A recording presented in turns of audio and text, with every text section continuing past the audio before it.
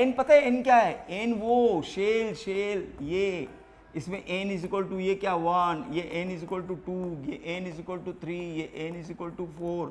तो सीधा सीधा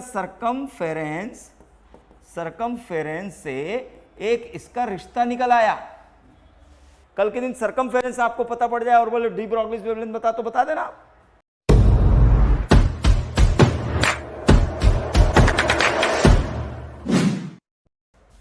या और भी कुछ बताते हैं। एक एंगुलर मोमेंटम बताया हूंगा मैं आपको, एंगुलर मोमेंटम, वो डी, जब हमने बोर की कहानी सुने थे तब, और वो बताए थे mvr is equal to nh upon 2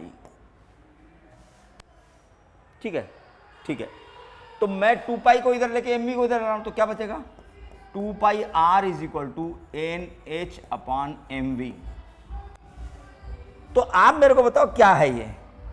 अब ये फार्मूला यहां से डेवलप हुआ, ये फार्मूले में मैं डेवलप कर रहा हूं, इसको मैं कहीं पहचानता हूं। आया समझ में? ये कौन है? ये कौन है? De Broglie's wavelength. तो इसका आंसर होगा एन लेमडा। ये लेमडा याद है कहां से आया? डी ब्रॉगली फॉर्मूले से आया। डी ब्रॉगलीज वेवलेंथ है ये डी ब्रॉगली वेवलेंथ है। और एन क्या है? एन पता है एन क्या है? एन वो शेल ये, इसमें एन इज इक्वल टू ये क्या 1, ये एन इज इक्वल टू 2, ये एन इज इक्वल टू 3, ये एन इज इक्वल टू 4। इस एन को क्वांटम नंबर जब पढ़ेंगे ना तो उसको बोलते हैं प्रिंसिपल क्वांटम नंबर। एन को हम बोलते हैं प्रिंसिपल क्वांटम नंबर। पढ़ेंगे क्वांटम नंबर में तो ये है n is equal to principal quantum number. ये आ जाएगा भाई। फर्स्ट शेल का लेमडा बताओ 1, सेकेंड शेल के इलेक्ट्रॉन घूमते हुए बताओ 2, थर्ड शेल का बताओ 3। तो ये क्या सरकमफेरेंस। तो सीधा सीधा सरकमफेरेंस से एक इसका रिश्ता निकल आया। अपन इसमें भी कैलकुलेशन कर सकते हैं, मतलब एक फार्मूला ये भी डेवलप हो रहा है, मैं आपसे ये बता रहा हूं। इसका यूज होता है नहीं होता है देख लेंगे, फिलहाल तो अपन लिख लेते हैं। कल के दिन सरकमफेरेंस आपको पता पड़ जाए और बोले डी ब्रॉगलीज वेवलेंथ बता, तो बता देना।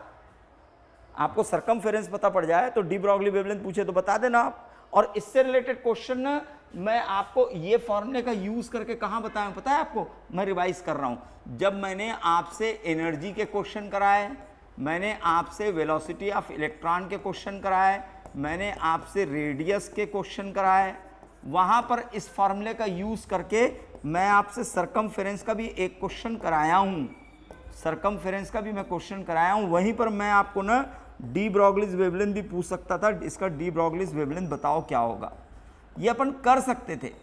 जैसे मैं अगर आपको रेडियस दे दूं किसी की, इतनी रेडियस है तो उसके डी ब्रॉगली वेवलेंथ बताओ, मतलब ये फॉर्मूले आप बताओ ना क्या चीज है, आप बताइए क्या है।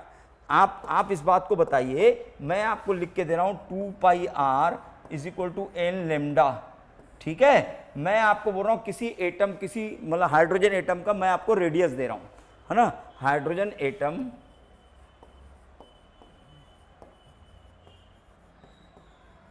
सेकेंड शेल, इसका रेडियस मैं आपको दे रहा हूं 4a। तो मेरे को आप ना डी ब्रॉगलीज वेवलेंथ बताओ। ए लो 4a, याद आ रहा है? ए लिखते थे अपन, याद आ रहा है? 4a0 4a0, तो क्या होगा? तो इसकी वैल्यू बतानी है, तो रख लो सरकमफेरेंस। आपको तो मैं एटम की रेडियस बताया है ना सेकंड शेल की, तो वैल्यू रखो भाई वैल्यू। चलो वैल्यू रखो, तो क्या होगा? 2 पाई को पाई रहने देता हूं into 4a0 is equal to second shell है 2 लेमडा, तो ये 2 कैंसिल, तो क्या होगा? Lambda is equal to 4πa0। ये लो हो गया आंसर। लिखो भाई 2πr का 2 n क्या है? ये देखो n सेकंड शेल है ना, n सेकंड शेल है, वैल्यू रख दी अपन, आ जाएगा आंसर।